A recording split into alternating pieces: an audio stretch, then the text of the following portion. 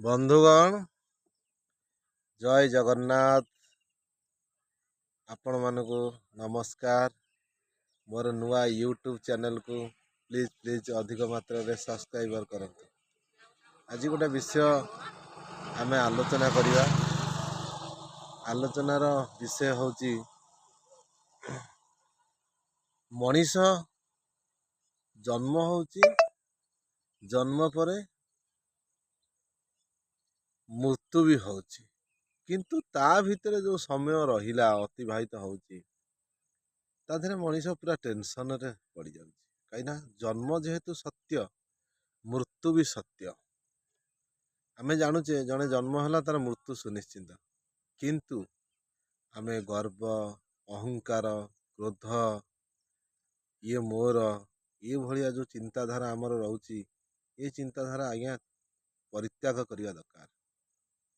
କାହିଁକି ମଣିଷକୁ ସବୁଠାରୁ ନିମ୍ନଗାମୀକୁ ନେଇଯାଏ ତାର କ୍ରୋଧ, ତାର ଅହଙ୍କାର, ତାର ଗର୍ବ। କାହିଁକିନା ଯିଏ ଅହଙ୍କାର, କ୍ରୋଧ, ଗର୍ବରେ ବୁଡ଼ି ରହିଯାଏ ସିଏ କେବେ ବାସ୍ତବତା କ'ଣ ଜାଣିପାରେ ନା। ତମ କତିରେ ଅମାପ ଟଙ୍କା ଥାଇପାରେ, କିନ୍ତୁ ସେ ଟଙ୍କାର ମୂଲ୍ୟତା କିଛି ନଥାଏ। କାହିଁକିନା ଆପଣଙ୍କ କତିରେ ଅନେକ ଟଙ୍କା ଅଛି, ଲକ୍ଷ ଲକ୍ଷ ଟଙ୍କା ଆପଣ ବିନିଯୋଗ କରୁଛନ୍ତି, ଆପଣ ଲକ୍ଷ ଲକ୍ଷ ଟଙ୍କା ରୋଜଗାର କରୁଛନ୍ତି, କିନ୍ତୁ ଗୋଟେ ଲୋକ ଖାଇବାକୁ ପାଉନି, ଗରିବ ଲୋକ, ତାକୁ ଆପଣ କେବେ ସାହାଯ୍ୟ କରୁଛନ୍ତି? କେବେ କୌଣସି ଗୋଟେ ଲୋକ ଅସୁବିଧାରେ ପଡ଼ିଥିବ, ତାକୁ କେବେ ସେ ଅସୁବିଧାରୁ ଉଦ୍ଧାର କରିଛନ୍ତି? ନାଇଁ ଆଜ୍ଞା। ମଣିଷର ମାନବିକତା ଲୋପ ପାଇଯାଉଛି। ପ୍ରକୃତରେ ମଣିଷ ଦିହେ ଦିବ୍ୟ ଜ୍ଞାନ ଦେଖି ସନ୍ତୁଷ୍ଟ ଭଗବାନ, ଏଇ ଯେଉଁ ଶବ୍ଦଟି କେତେ ଆତ୍ମୀୟତା ଶବ୍ଦଟି। ମଣିଷ ଦିହେ ଦିବ୍ୟ ଜ୍ଞାନ ଦେଖି ସନ୍ତୁଷ୍ଟ ଭଗବାନ। କାହିଁକିନା ଭଗବାନଙ୍କର ସ୍ୱରୂପ ହେଉଛି ମଣିଷ। କିନ୍ତୁ ମଣିଷ କ'ଣ ଖାଲି ଜନ୍ମ ହେଲା, ପାଠ ପଢ଼ିଲା, ବଡ଼ ଚାକିରି କଲା, ଟଙ୍କା ରୋଜଗାର କଲା, ବାହାସାହା ହେଲା, ସ୍ତ୍ରୀ ପିଲାଛୁଆ, ପୁଣି ତାଙ୍କ ପିଲାଛୁଆ ବଡ଼ ହେଲା, ବୁଢ଼ା ହେଲା, ଯେତେବେଳେ ବାର୍ଦ୍ଧକ୍ୟ ଅବସ୍ଥା ଆସିଯାଉଛି, ଯଦି ତା ନିଜ ପିଲା ଛୁଆ ତାକୁ ନ ପଚାରୁଛନ୍ତି, ସେତେବେଳେ ସେ ହରିନାମ ଜପ କରୁଛି। କାହିଁକି ଆଜ୍ଞା?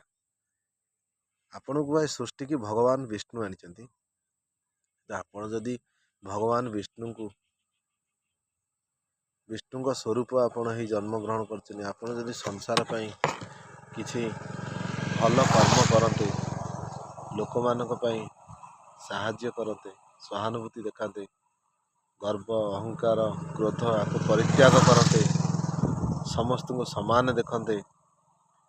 ଜଣେ ବାଟରେ ଗୋଟେ ଆକ୍ସିଡେଣ୍ଟ ହେଇଛି, ଆମେ ତାକୁ ସାହାଯ୍ୟ କରିବା, କହିବା ତାଙ୍କୁ ଆଉ ତମେ 2 ଜଣଙ୍କୁ ସାହାଯ୍ୟ କର, ସିଏ ଆଉ 2 ଜଣଙ୍କୁ ସାହାଯ୍ୟ କରିବ। ଏମିତି ଏ ଚେନ୍ଟା ଯେତେବେଳେ ଲକ୍ଷ ଲକ୍ଷରେ ପହଞ୍ଚିବ, ଆମର ସଫଳ ହେବ। ଆଜିକାଲି କେହି କାହାକୁ ସାହାଯ୍ୟ କରୁନାହାନ୍ତି, ସାହାଯ୍ୟ କରିବାକୁ ଡରୁଛନ୍ତି। କାହିଁକି? ମାନବିକତା କ'ଣ ଲୋପ ପାଇଗଲା? ଐଶ୍ୱରିକ ତତ୍ତ୍ୱ କ'ଣ ଆଉ ନାହିଁ ସୃଷ୍ଟିରେ? ଭଗବାନ କ'ଣ ଏ ସଂସାରରେ ମଣିଷ ଜନ୍ମ ସବୁଠାରୁ ଶ୍ରେଷ୍ଠ ଜନ୍ମ କରିଥିଲେ, ତାର ମାନବିକତା ନାହିଁ? କାହିଁକି ଏସବୁ ଚିନ୍ତାଧାରା ହେଉଛି? ମଣିଷ ଯେତେବେଳେ ବାର୍ଦ୍ଧକ୍ୟ ହେଇଯାଉଛି, ସେତେବେଳେ ଚିନ୍ତା କରୁଛି, ଆରେ ମୁଁ ଏଇ ପାପ, ଏଇ କର୍ମ କରିଥିବାରୁ ଆଜି ଭୋଗୁଛି। କିନ୍ତୁ ଯଦି ସେ ମଣିଷ ତାର ଯୁବ ଅବସ୍ଥା, ତାର କିଶୋର ଅବସ୍ଥା, ତାର ଯୁବ ଅବସ୍ଥା, ଏ ଅବସ୍ଥାରେ ଯଦି ସିଏ ଏ କଥା ଚିନ୍ତା କରନ୍ତା, ଭଲ କର୍ମ କରନ୍ତା, ସେ ତ ମରିକିରି ଅମର, ଲୋକ ତାକୁ ମନେ ରଖନ୍ତେ। ଆମେ କହୁ ଲକ୍ଷ ଲକ୍ଷ ଟଙ୍କା ଗୋଟେ ଲୋକ କତିରେ ଥାଇକି ବି ଯଦି ତା କର୍ମ ଠିକ ନଥିବ, ସେଟା ଗୋଟେ ଲୋକଟା ଥିଲା, ସେ କାହାକୁ ପାଣି ଗିଲାସ ଦିଏ ନା, ଗେନ୍ଧା ଲୋକଟା ଥିଲା, ଇଏ କଥା କାହିଁ ଲୋକ କହନ୍ତି?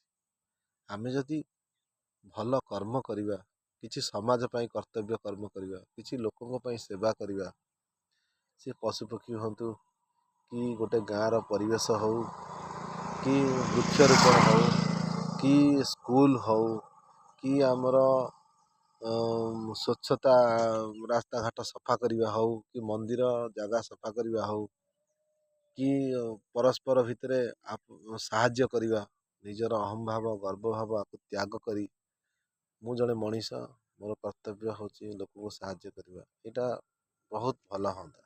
ଜୟ ଜଗନ୍ନାଥ।